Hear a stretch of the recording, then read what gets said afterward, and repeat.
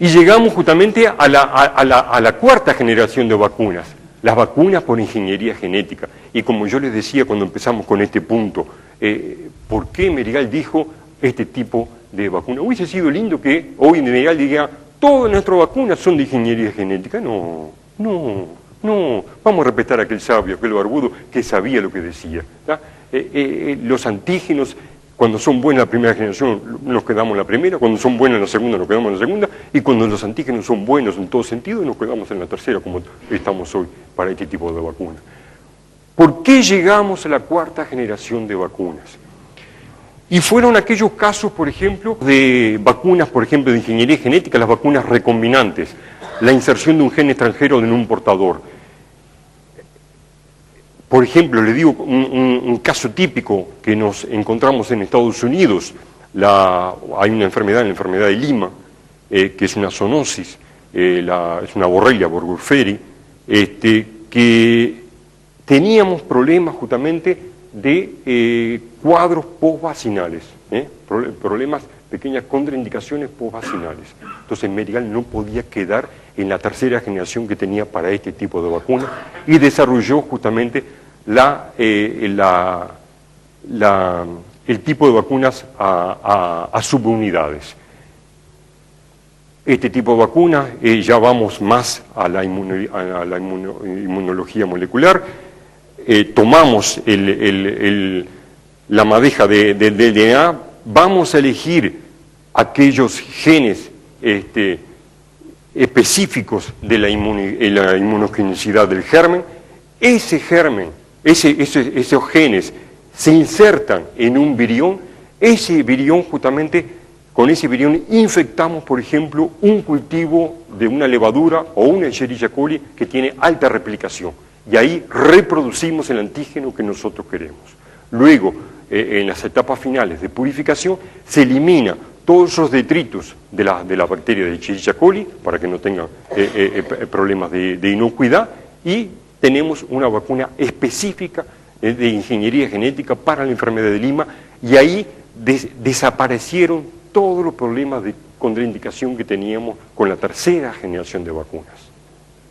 ¿Por qué? Porque después se llegó a la conclusión que era el flagelo de esa borrelia, en realidad la que se acantonaba en las arterias y causaba esos cuadros de artritis. El gen deleteado, ahí tomamos ese ovillo de DNA y deleteamos y sacamos los genes que codifican la patogenicidad de ese virión o de esa bacteria y lo volvemos totalmente apatógeno. Fue una tecnología que la utilizamos para la hepatitis B, para Newcastle, por ejemplo. Tiene la gran ventaja de ser vacunas con trazabilidad, porque es muy fácil ante un cuadro de epizotia de rastrear si se trata de un virus vacinal, si se trata de un virus salvaje, porque en la medida que cuando veamos que desapareció esos genes que codifican la patogenicidad, se trata de un virus vacinal y podemos decir el problema del fabricante, el problema de un virus salvaje, el problema de una bacteria salvaje.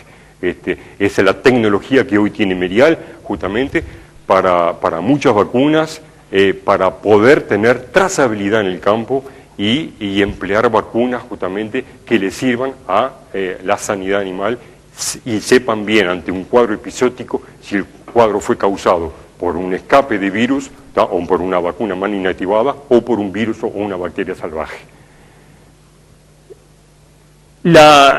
Con este tipo de vacunas recombinantes también, Merial pudo vacunar los animales salvajes en Europa contra la rabia por vía oral. Fue la primera vacuna que desarrolló Merial en el mundo, administrando la vacuna por vía oral. Hasta ese entonces la vía oral era totalmente desaconsejada para inocular específico, cualquier tipo específico. No, se decía que no desarrollaba inmunidad. Con esta tecnología Merial pudo fabricar vacunas con aplicación oral. Se dejan cebos impregnados en vacuna, el animal viene, se come el cebo y queda vacunado. Se redujo enormemente los cuadros de rabia en Europa y en todo el mundo, gracias a este tipo de vacunas. Entonces, por eso es lo que yo le decía cuando comenzamos este punto. Merial apuntó a la última generación de vacunas cuando vio que era necesario. Cuando vio que era necesario. Si no hubiese, quedó, como yo les mostré, en las primeras generaciones. Y la última, dentro de la vacuna por ingeniería genética, la de lesión de un gen no esencial. La última tenemos las vacunas vectoriales, la tecnología que empleamos ahora con el Canaripox para producir la vacuna contra la enfermedad de Carré, por ejemplo. Merial desarrolló ese tipo de vacunas también porque vio que en la literatura había empezado a aparecer casos en todo el mundo, no implicando a Merial, pero implicando a productores que empleaban la misma tecnología, de cuadros de encefalitis postvacinales en cachorros vacunados contra la enfermedad de Carré. Y se vio que la enfermedad del Carré, el distemper, es un paramyxovirus perteneciente a la familia paramyxoviridae, es un mixovirus perteneciente a la familia paramyxoviridae, del mismo tipo del sarampión en el hombre, de la peste bovina en los bovinos, que es inmunosupresor. Y algunas veces justamente como inmunosupresor, cuando se dan con otras valencias tipo parvo, que también es otro inmunosupresor, puede llegar a exacerbar un toque encefálico.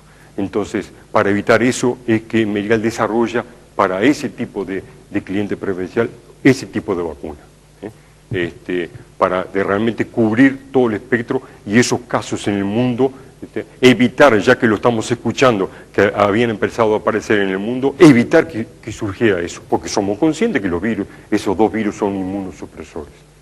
Con esta tecnología eliminamos todas esas contraindicaciones o esas eventuales contraindicaciones. Y por último, las vacunas sintéticas. Acá, muy poquito por ahora les puedo decir, estuvimos trabajando durante muchísimos años para la vacuna aftosa. Realmente, hace unos cuantos años, Merial puso todas las baterías para tratar de desarrollar una vacuna sintética para la vacuna aftosa, pero no fue fácil. No fue fácil y vimos que la calidad del antígeno no era la misma calidad que un frenco o la misma calidad que un antígeno en VHK. Entonces, como les digo y les repito, preferimos quedarnos con generaciones anteriores, pero de mejor calidad, que decir, tengo la última, tengo la sellada, tengo la sintética y no sirve para nada.